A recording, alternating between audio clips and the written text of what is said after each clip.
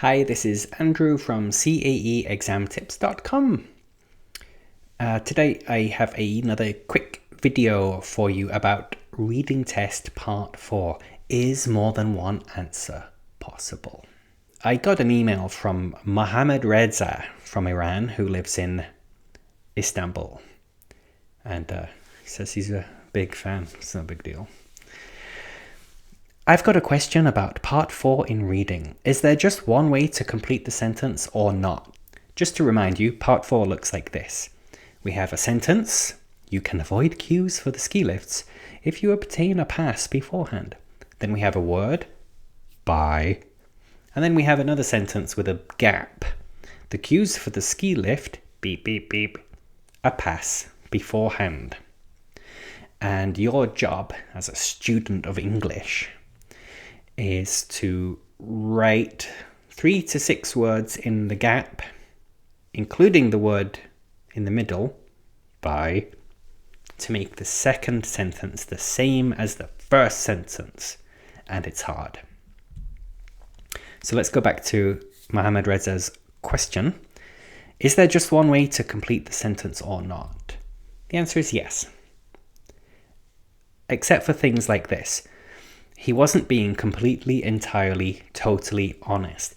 If you have a Cambridge exam book and you look at the answers in the back, they will often say 3 things or 2 things or 5 things or whatever with lines. But all those words are basically exactly the same.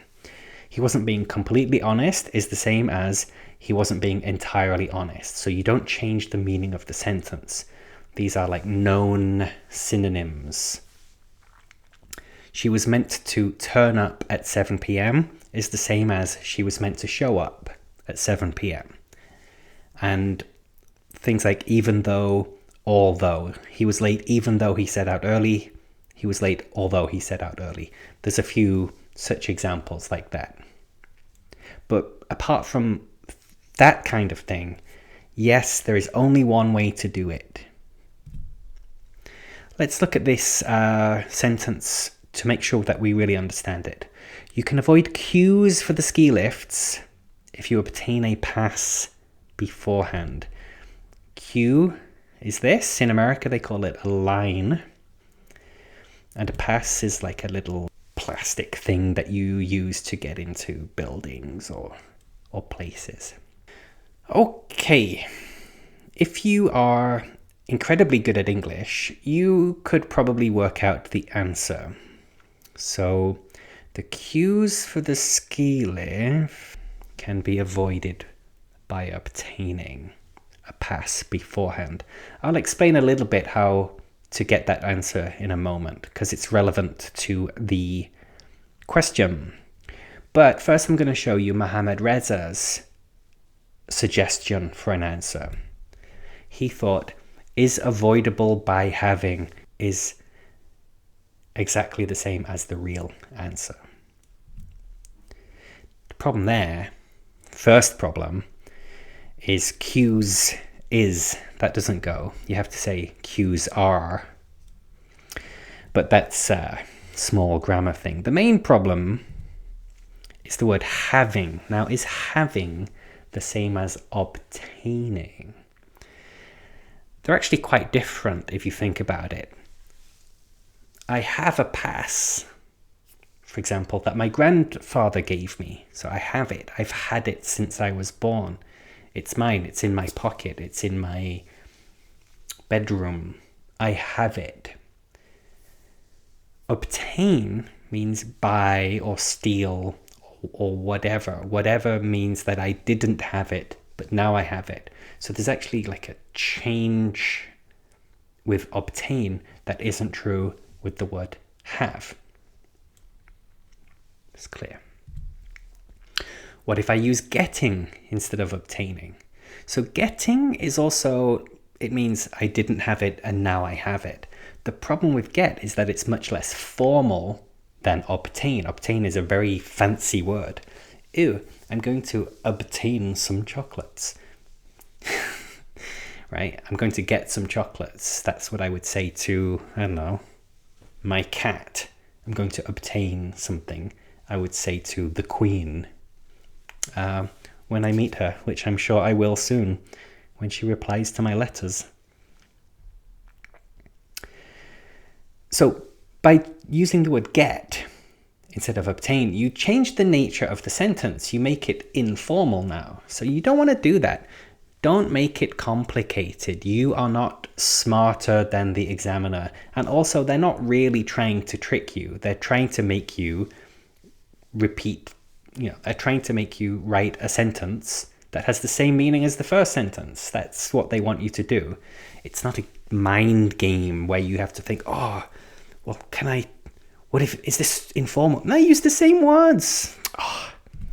All right, let's look at how to do this now. You can avoid cues for the ski lifts if you obtain a pass beforehand. We need to use the word by. It goes there. This is how we do it, right? Cues for the ski lifts in the first sentence, cues for the ski lift in the second sentence. If you cross them out, then you start to visualize what words go in the gap.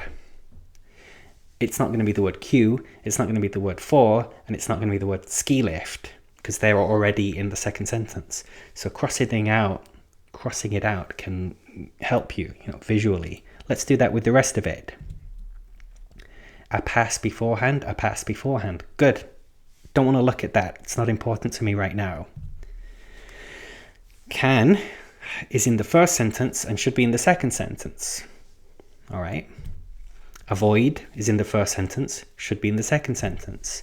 Obtain is in the first, should be in the second. So the tricky bit now, I have three words in the first sentence that should be in the second sentence. So that's a lot of information, actually.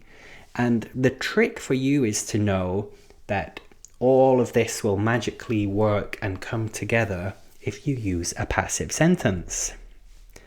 And that also solves the problem of this word you, which is missing in the second sentence, but it was in the first sentence, because you is included in the passive. We don't need to say can be avoided by you. Can be avoided by anyone. It doesn't matter in the passive. It doesn't matter who the subject is. By obtaining means if you obtain. So that solves the problem of the if you obtain bit, right? It's all there. Everything in the second sentence is in the first sentence and vice versa. All right? That's how I do it. That's how I recommend you do it. And don't try to be too clever. Use the same words. You've got enough work to do without making it more difficult for yourself. That's all. Thanks for watching. Bye.